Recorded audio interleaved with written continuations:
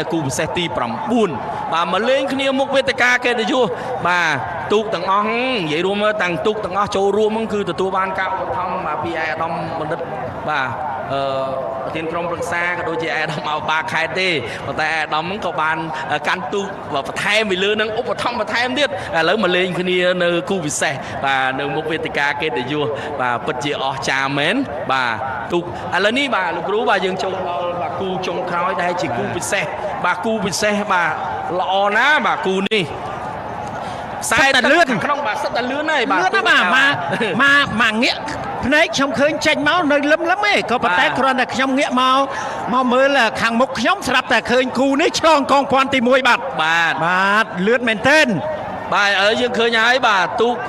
ដែលធ្វើការអុំមកគូពិសេសចុងក្រោយដែលនឹងធ្វើការបញ្ចប់នៅក្រាអុំជើងទី1និងបន្តជើងទី2គឺរីវងសុកសែនជ័យទូកដែលមកពីស្រុករីវងខេត្តតាកែវ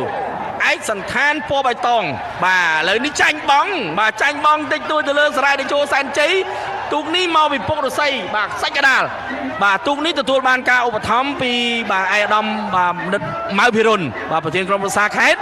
ហើយទូករីវងសុកសែនជ័យទទួលបានការឧបត្ថម្ភពីឯកឧត្តមសុកសកានបាទមកពីខេត្តតាកែវទូកទាំងពីរនេះឯកឧត្តមបានឧបត្ថម្ភបន្ថែមម្នាក់5លានរៀលបាទទាំងទូកសុករីវងសុកសែនជ័យនិងសារាយតេជោសែនជ័យបាទសារាយពេលនេះហាក់ដូចជាមានព្រៀបហើយសារាយក៏ប៉ុន្តែគិរីវងសុកសែនជ័យក៏មិនធម្មតាដែរកំពុងតែបន្ថែមល្បឿននៅពេលដែលមុខវេទិកាកិត្តិយសចម្ងាយនៅសល់ប្រហែលជា50ម៉ែត្របាទគាត់បន្ថែមល្បឿនយ៉ាងម៉េចទៅហើយសារាយយ៉ាងម៉េចទៅហើយគិរីវងសុកសែនជ័យបាទតកែវនៅខេត្តកដាលអូដូចបាទចាញ់ក៏មិនឆ្ងាយដែរយ៉ាងម៉េចទៅហើយចាំមើលចាក់យកថែមបាទចាក់ថែមទាន់ឬមិនទាន់សែនជ័យតោងបានអបអសាទរផងណាប្រហែលជា4ខ្ទង់ផងបាទសម្ដេចតេជោនាយរដ្ឋមន្ត្រីក៏ដូចជាឯកឧត្តមលោកជំទាវភ្ញៀវកិត្តិយសបាទឥឡូវនេះគូពិសេសដែលជាគូចុងក្រោយ